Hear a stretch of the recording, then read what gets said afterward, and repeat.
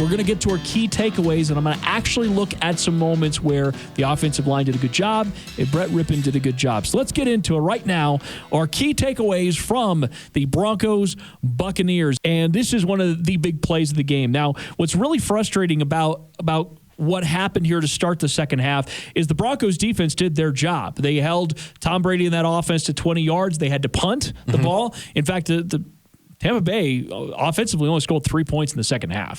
Defense did a pretty good job. We'll get into that in a little bit later on. But the Broncos are backed up. It's 3rd and 13 at the 5. Now, in this case, Jeff Driscoll and his clock have got to know better. You're backed up. Todd Bowles has been bringing the house all day long. And he smells blood in the water. They ran a beautiful stunt there with Shaq Barrett. He came off. He ran up the middle, ended up on Lloyd Cushenberry, and it was really kind of no match, and this is what it sounded like. 3rd and 13.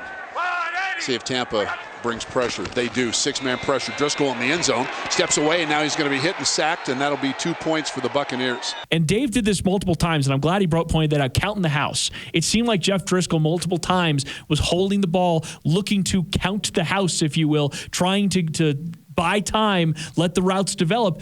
Todd Bowles is never going to let you have that. They have too much talent up front, and you paid for it. This is 101 level quarterback stuff. Okay? You know, on 3rd and backed up in your own end zone, 3rd and long, backed up in your own end zone, you know what's coming. It's going to be casino blitz. They're going to bring everybody an umbrella. They're going to heels on the first down line. They're going to umbrella you, and they're going to bring everybody. And the reason that they do that is because you have a limited time to get the ball out. So if that blitz, you're just going to throw it to the first guy that's open and hope he can make a play, and they're hoping their defenders make a play, and they're betting on their defenders. Casino blitz. And I'm telling you, man, it was obvious. Everybody in the stadium knew it was coming except the quarterback. And that's a problem.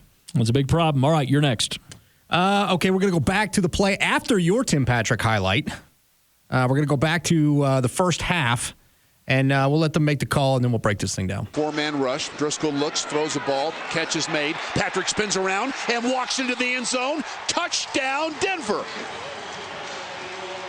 7-yard strike from Jeff Driscoll. A nice catch and tight spin by Tim Patrick. Patrick's first touchdown reception of the season.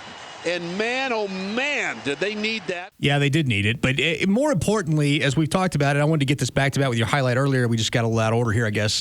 The Tim Patrick situation. Tim Patrick is a safety blanket. Why aren't you going to him on big downs more? Why aren't you looking his way more? Pretend he's Cortland Sutton and just put in the ball. He's got a huge catch radius. And when they did that, they were successful. Big 20-yard gain, 20-plus yard gain on 3rd down. Big touchdown that they needed. Tim was bigger than those corners. Those corners aren't big. He out-muscled them. And they should have been picking on that, and they weren't. And I'm glad you brought it up because he is not Cortland Sutton, but you can use him that way. And so in this case, that is a route you would expect out of Cortland Sutton. His gear down would have left the guy in complete dust. Yeah. In this case, Cortland would put him on skates. That's right. Tim did the gear down, and then he had to kind of lube around. Tight spin was maybe a little hyperbole from Dave. But I love the call there because it was a little bit, it was a little sloppy on the pivot, but he got it in there. And that's what I'm saying. You let that big body and that big catch radius make a play. Okay, let's get to your last play here. We set this one up earlier with the corner blitz. We were talking about that. This is what you do when they blitz from the corner. Go ahead and run the play. Tampa standing with 4 defenders to the right of the formation. They all come. Blitz on the way. You got to get it up. Quick throw and a wide open receiver. This is going to be a big play as Royce Freeman leaked out of the backfield and was completely uncovered. Gathered it in, caught from behind, but not until he reached the 48-yard line, a 28-yard gain. That's what you do when they blitz from the corner. They stacked 4 up. You knew they were coming. And finally, after the 3rd time they showed it, you figured it out. Put it in the hands of your running back, and what do you get? A huge gain. It was a great play call. It was one that seemed pretty obvious that they could have been making multiple times.